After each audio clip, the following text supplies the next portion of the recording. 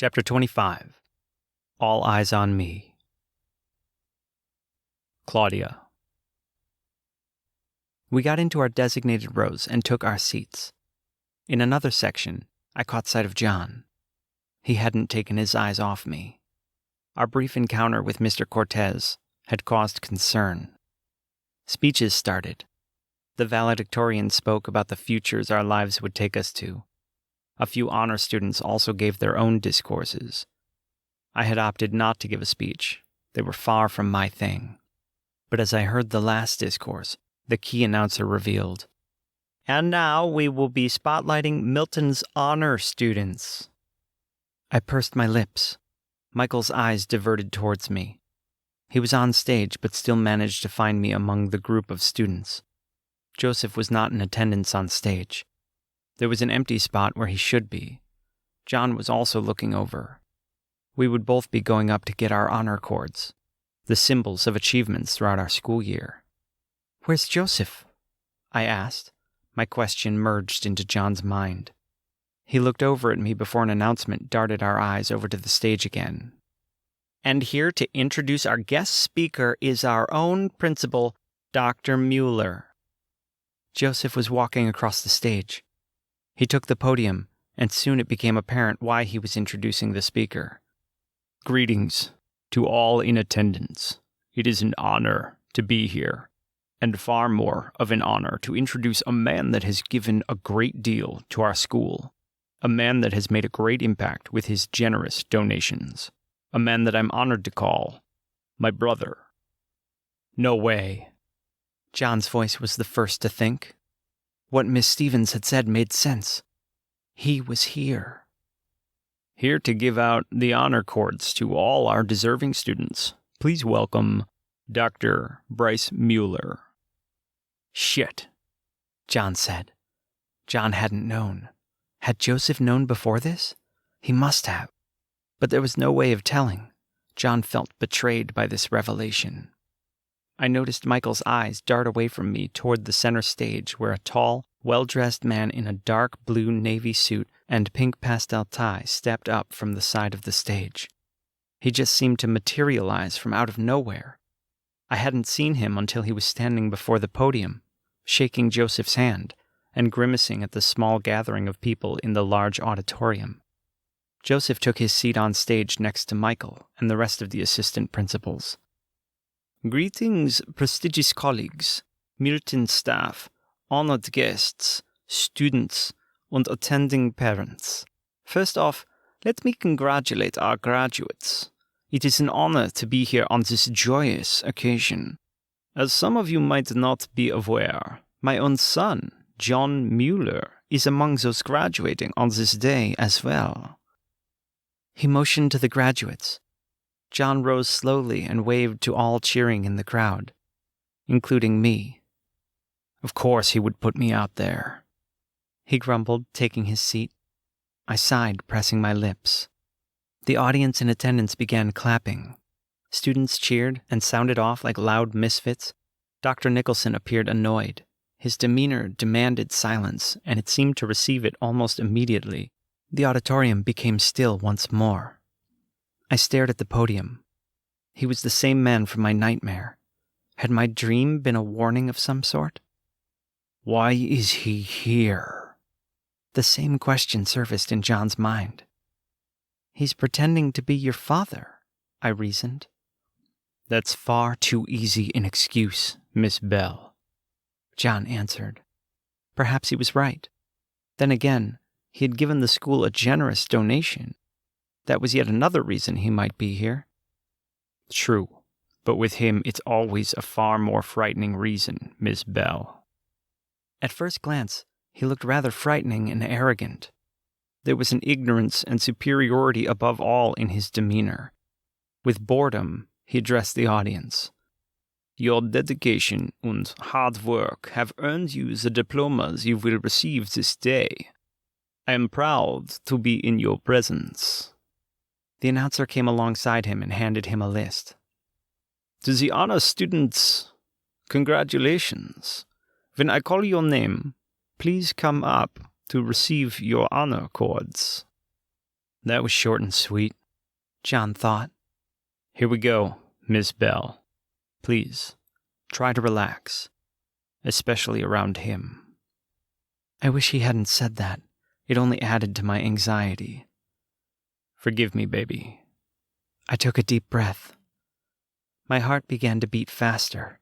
The calling began slowly, like a beckoning into battle. Like I was being summoned to my death. Maybe I was exaggerating a bit, but it sure felt like it. Michael looked over at me with a smile on his face, and he was oblivious to what I felt. Robert Martinez, Dr. Nicholson began. He didn't seem to be going in any order. I didn't suspect the list to be that long. Elizabeth Ramirez, Jason Newin, Alex Johnson. Every name announced was separated by a long pause. Each name that came out of his mouth pronounced correctly and without a flaw. It seemed so perfect, a perfection mirrored by Joseph's professionalism. Again, that played to my uneasiness. Stop, I told myself. He's just a man. Just another man like these people here. He can't hear you talking to yourself or someone else talking to you. Exactly, John said. That's the way to think. Breathe. Jennifer Brown, John Mueller, Stephanie Gear. The students all lined up on the side of the stage, all slowly ascending the side steps, past the seated staff and district board. I watched as John followed along those that had already been called. My heart felt like it would explode, and I thought I would faint from the fear now gathering. Breathe. And finally, Claudia Bell. At the sound of my name called out, I looked up toward the stage, and I swore Dr. Nicholson's eyes found me among the crowd of students. My name sounded strange coming out of his mouth. His slight accent demanded my attendance to the stage. It frightened me to hear it. Ah, there you are. If I could hear him, I swore I saw those very words in his eyes. You can't, John soothed. Relax and breathe. I stood uneasily. I was a nervous wreck, feeling his eyes following me. Making my way through my fellow students, I slowly came to the line that had formed on the side of the stage. I wanted to look and see if Dr. Nicholson had been observing me. My heart was beating so fast against my chest, but when I bravely glanced at him, I realized I had overreacted. Dr. Nicholson seemed focused on shaking the first student's hand. He placed a gold honor cord over the shoulder of the next student, then shook his hand in the same manner. The line was moving fairly quickly, and I felt sick to my stomach. John was looking back at me and waving. I managed a wave, but my hand was shaking, so I quickly lowered it. Relax, John's voice repeated in my head. I exhaled, biting down on my own lip. Remember, he is just a man. He can't hear you if you don't want him to. Sounds from the audience made it far more nerve-wracking going up those steps. I swore Rachel and her friends were making comments about anything they could about me, from the way I was dressed, to the way my hair was styled, to how I look in my blue gown. I tried not to care, focusing on the stage and Dr. Nicholson. Ignore them, John said. His encouraging tone was always comforting. I could see Michael and the other principals all proudly staring at me. Michael was taking pictures with his phone, so I tried to smile. He took a picture of John and Joseph together as John approached the stage. Then one with all three, John, Joseph, and Dr. Nicholson. God, that man looked arrogant. The way he posed for the camera and gave a small curve of a smile. I bit my lip. Please don't call on me, I pleaded, as I tried to desperately hide behind the students in front of me and become invisible. I wouldn't do that to you, Miss Bell. I inhaled, but the nerves overcoming the rest of my body hardened my facial gestures. It was just Stephanie and me left. She stepped up as I fidgeted in my spot. Michael looked on from his seat. I turned and caught sight of a flash. I don't know why, but I thought the light agitated Dr. Nicholson. His head slightly turned, and his eyes followed the flash. But in a second he seemed composed again as he placed the honor cord over the shoulder of the student in front of me. His eyes found me behind her, and his thin lips curved slightly. He looked far more frightening up close and just as arrogant. I held in a breath. My heart hit the top of my head, altering in impending doom. Dread overtook me as it was now my turn. I exhaled just as Stephanie moved away, and I was faced with him. Dr. Nicholson turned to me. Everything seemed to go silent. I couldn't hear anything but the sound of my heart beating in my chest. Not the sounds from below, not the voices in the seats on the stage, not Michael trying to get a good picture of me standing on stage, ready to receive my honors. Nothing, but my heart echoing loudly inside my head. My own voice telling me to breathe, because being nervous always made my power react. I needed to be in control. He wrinkled his brow at me as I gasped. Was I that nervous? His eyes seemed to question my nerves. Ah, Miss Bell. What a delight. Let me start by saying congratulations. His pale blue eyes froze me to the spot. His thin lips curved sinisterly. There was malice in his demeanor, even though I couldn't sense it. He had 2 honor cords in his hand. I see we have something in common. Well done, he said, lifting the silver cord along with a gold cord. Silver was the color for academic achievements in science and medicine, and, well, I liked science. I swallowed nervously and took in a breath. Dr. Nicholson took the honor cords and leaned forward, draping them over my shoulders very slowly and gently. I could smell the scent of his cologne. His overpowering height was intimidating and fearsome. Forgive our last encounter, he whispered into my ear. I know we both want what's best for John, don't we, my lovely? Why would you want anything less? A huge sense of uneasiness came over me. I moved back as Michael approached us. "One picture, please, sir," Michael said. I ground my teeth. Dr. Nicholson seemed reluctant, but I felt his arm drape over my shoulder gently. He pulled me close. I felt the curve of his long fingers gripping me, and a shudder ran up the side of my neck. Michael took the picture. Joseph's eyes found me in the arms of his boss.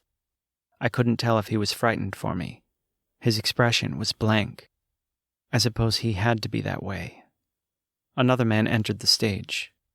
Jonas. His name almost escaped my mouth. He stood at the end of the seating area. His eyes smiled at me. I pulled away when the announcer returned to the podium. I didn't want to give him a chance to say any more to me. I moved to the edge of the stage where the other students had descended. I heard the announcer say, "Thank you, Dr. Bryce Mueller. Now, a few words from your principal, Dr. Mueller." I looked back. Dr. Nicholson and Jonas had moved to the side of the stage. I walked to the steps to hurry back to my seat when I heard my name. Miss Bell. I hesitated, but Jonas was the one who motioned me over. "Stay calm," I heard John in my head. "Stop, John, it's only..." I froze, looking up at Dr. Nicholson. "We should have dinner. A farewell dinner." I bit my lip. "Yeah, a farewell dinner from you, asshole," John's voice said. "John, please, you're making me more nervous." "Sorry." "With you and John in attendance." "That won't be necessary, sir." "I must insist, Miss Bell. It's only polite we bid you a kind farewell." "No," I voiced firmly. I made a move to leave. Jonas looked threateningly over at me, but Dr. Nicholson only smiled and chuckled at my response. I wanted to ask what was so funny, but I didn't. Instead, I walked away. I felt his eyes follow me down the steps. "Good girl," John said. "Maybe that'll shut him up." I looked back. Dr. Nicholson's eyes followed me until he and Jonas went out the side exit. That was odd. I hurried towards my seat, hearing Joseph giving his speech. Being the school principal, it was no surprise how he began. Once again, a special thanks to Dr. Bryce Mueller for his generous contributions. Now let me start by saying congratulations to our graduates. Seeing parents and staff here today is a testament to the achievements of the students and the love and support they have received over the years. Every graduate here today has worked very hard to make the best of themselves. You have all persevered and worked towards your goals in a determined way. Each of you have grown in a way that you should be proud of. You have arrived here at your graduation as a skilled and valuable group, ready to tackle the next set of challenges, which will ensure your growth.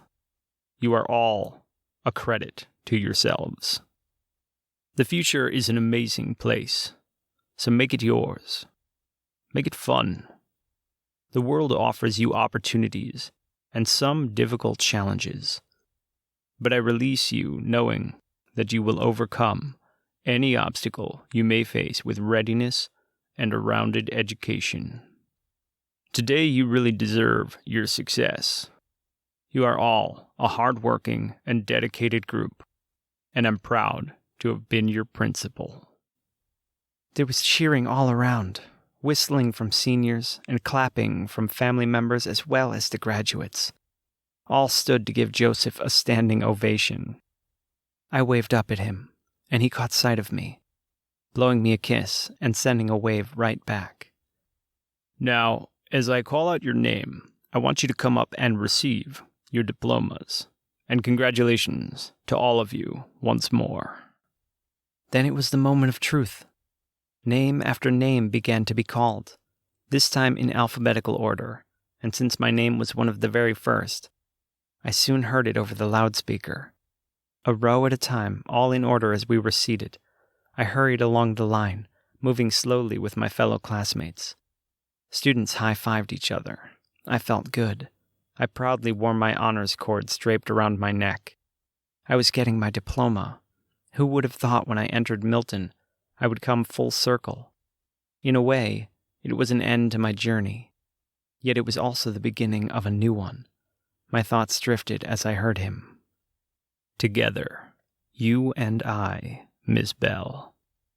It's almost over, I said out loud. I put one foot in front of the other as we filed towards the stage. When we stopped, I nearly bumped into the student in front of me.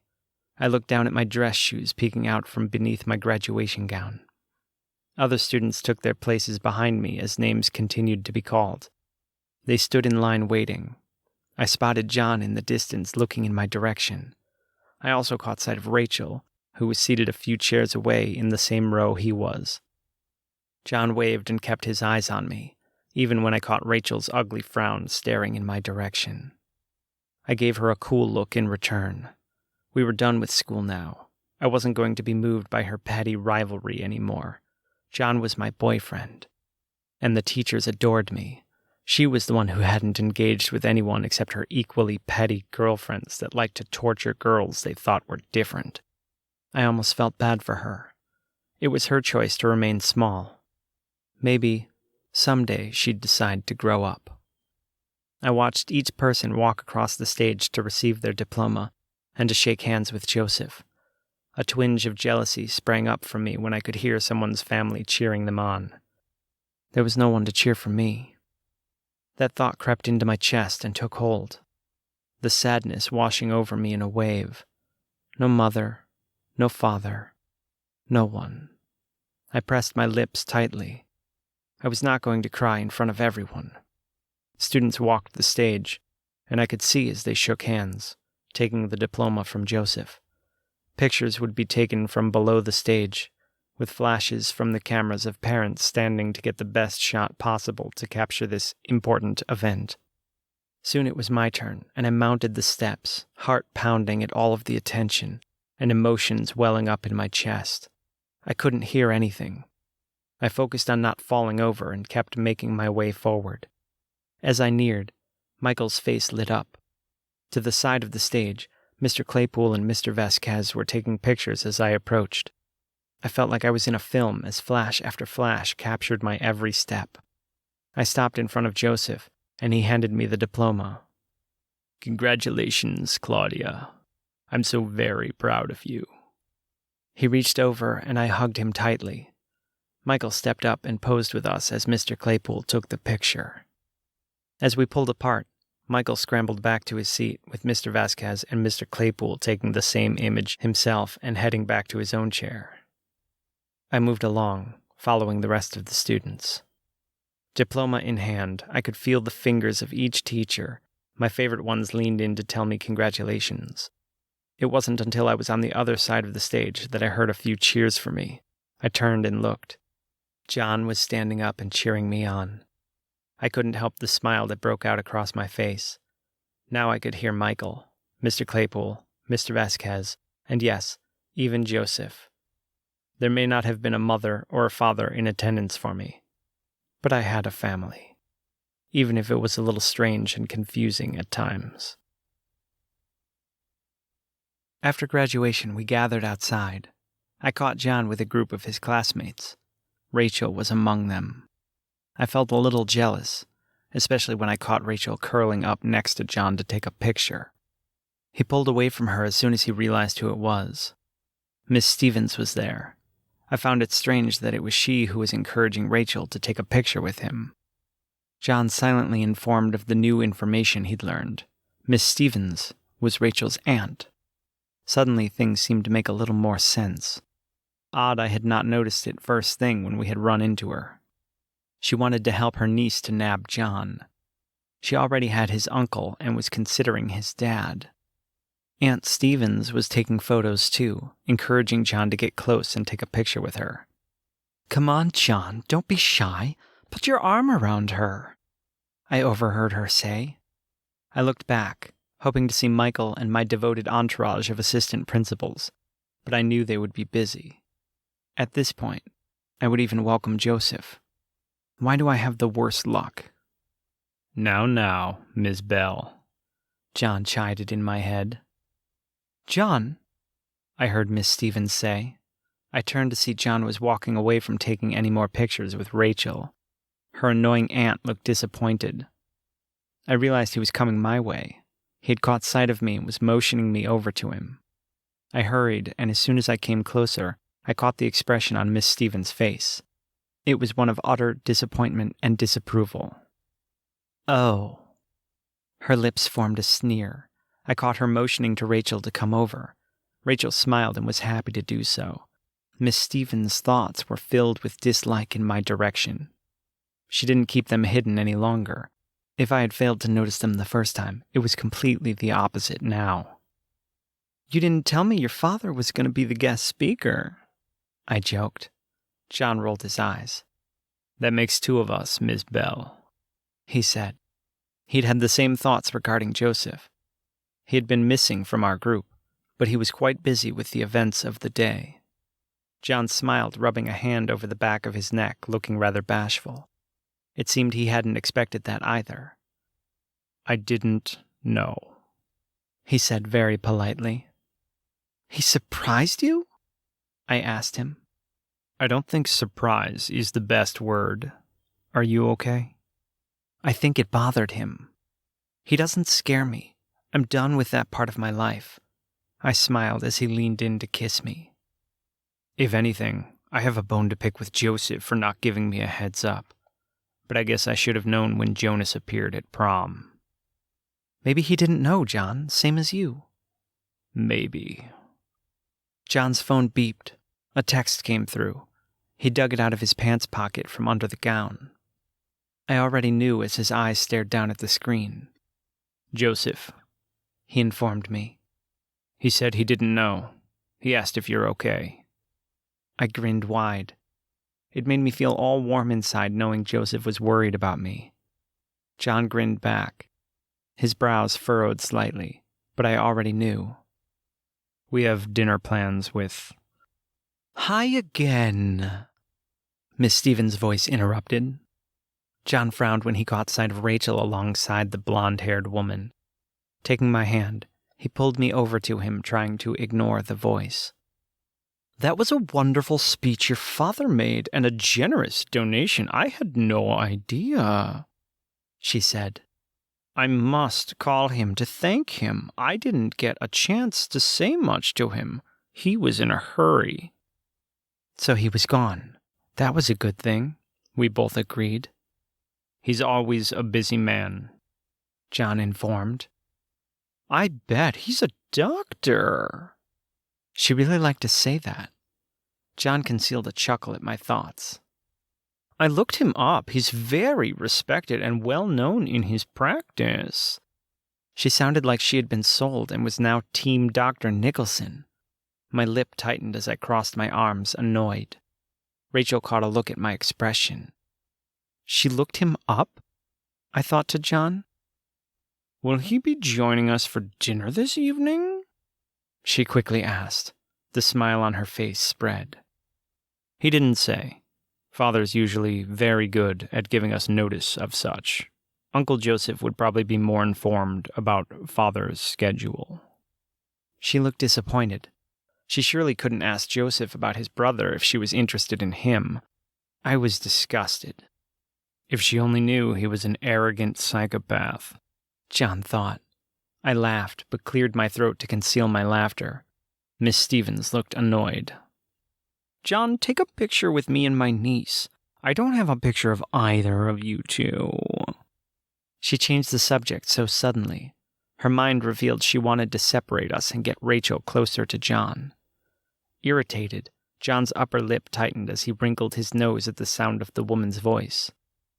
That's because we never took one, he said out loud. I grinned. Rachel gave me a frown, looking over at John with an attentive gaze. She grabbed him before he could object, pulling him over to them both. I was surprised she was so bold. Rachel gave me a fake smile and leaned close to John, making me slightly jealous. Relax, Miss Bell. Me and her. Never gonna happen. Miss Stevens gave a sadistic glance and handed me the camera. Will you be a dear? I was caught by surprise and took the camera. John twisted his lip slightly. He looked very uncomfortable with these two women posing on each side of him. Rachel pressed closer to him and leaned her body sideways. I swear I was making John's watch light up slightly. He moved a hand over the sleeve of his arm and pressed on it. Relax, Miss Bell. I'm all yours. He winked at me and blew me a kiss. My heart raced as I exhaled. Rachel caught his expression and just about growled. She stared angrily. It's very simple. Just press there. Miss Stevens pointed. See here. Miss Stevens, Claudia knows how to operate a camera, John said. Well, I just wanted to make sure. Some people can't operate it. It's a complicated camera. Miss Stevens, Claudia graduated with honors. I'm sure she's capable of operating a simple camera, he explained. Oh, you're not like a normal Latino, Miss Stevens said rudely. John's upper lip tightened. Normal? Seriously? He angrily snapped. Both her and Rachel looked surprised by his agitated voice. She was dating Joseph. Wasn't he a Latino? Got to hand it to Joseph. Only he would date a racist woman like this. John groaned. Maybe she just doesn't like me, I reasoned. Joseph couldn't really have that bad of taste. I caught Rachel snickering.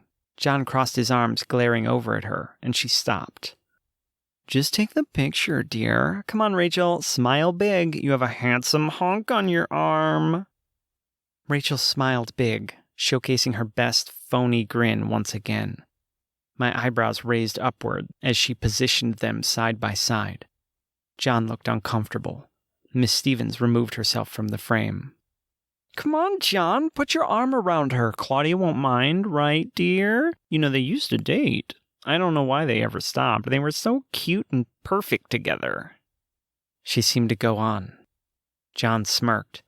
In her dreams. I took the picture. As soon as John caught the flash, he pulled away and grabbed my hand. He handed Miss Stevens the camera. I hate to disappoint you, Miss Stevens, but Rachel and we have never dated. She looked surprised and shocked. Apparently, she thought she could invite John into her little game. She was surprised when he didn't bite. She's crazy, Miss Bell, if she thinks she can make me do anything. Oh. Her voice became a whisper. But why not? You're so perfect together. No offense, honey, Miss Stevens said to me. John pulled me closer. I didn't say anything. Because I'm in love with Claudia, John answered honestly. Take a picture of us. Do you mind, Miss Stevens? John demanded after answering her cruel query. She hesitated and positioned the camera. Rachel, get in between them. What the fuck is wrong with this woman? John growled. His energy levels were rising, and I felt my heart beating faster. No. John stopped Rachel.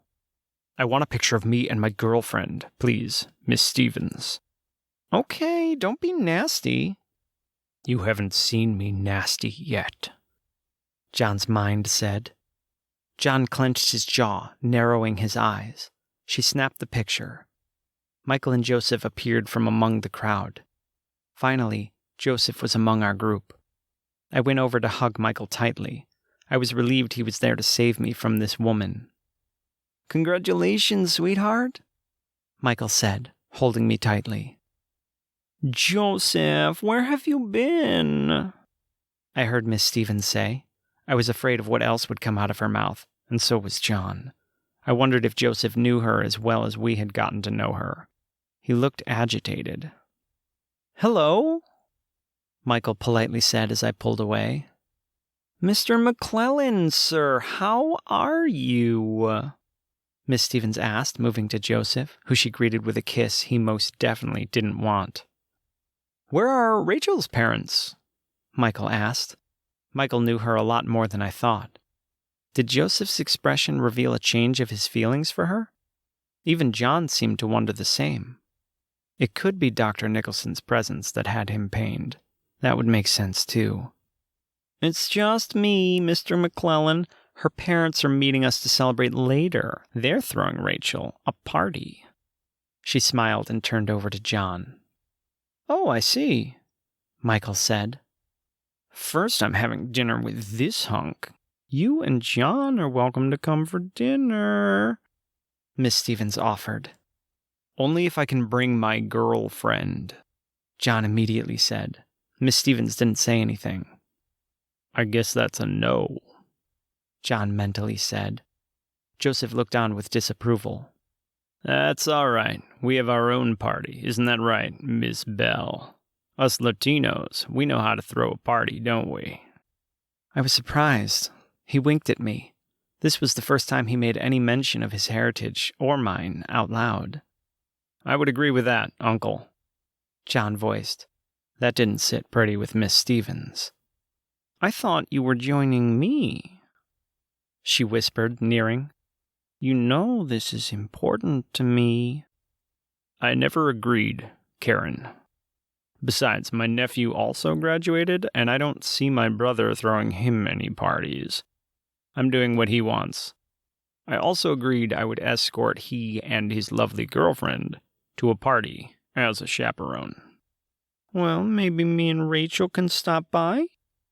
But, Aunt Karen, I can't. Rachel disapproved. Shut up, Rachel, she sternly whispered. Sorry, Karen. I'm just the chaperone, not the host. That was a lie, John thought, wanting to laugh. We're still having dinner, right? Not tonight, Karen. I promised these kids I'd chaperone the party. But, fair warning, it wasn't like my brother was going to be there anyway. Miss Stevens looked surprised, or at least attempted to be surprised, by Joseph's obvious accusation. Busted, I thought. John held in a laugh. Well? She was speechless. I'll see you again? It sounded like a question. He didn't answer her. Rachel looked embarrassed far more after John gave her a look. She started to herd Miss Stevens toward the car, leaving us alone. She waved as they disappeared into the crowd that seemed to be thinning out. Joseph came around and pulled me in for a hug. He caught me off guard. "Congratulations, darling," he said. I was speechless. I caught John smiling, and Michael was doing the same. Was I the only one surprised? I squeezed him back. "Well, shall we? Claudia, you're riding with us, correct?" Joseph asked. He was grinning. "I think he wants you to come along with us." John translated the not-so-subtle hint. "You go ahead, honey. Have a good time," Michael said. "Okay," I said, giving him one last squeeze. He held my arm for a moment as I began to pull away. "What's wrong?" I asked him. Michael looked torn for a moment, as if he was going to tell me something, but then seemed to think better of it. "Nothing. Go on." I smiled and hugged him. Then I grabbed a hold of John's hand. As John pulled me into his arms, I understood Michael's look. He was just realizing I was going to leave him soon. But it was bound to happen. College, of course, were his thoughts. We walked to John's car. Michael drove out of the parking lot as we climbed into John's vehicle.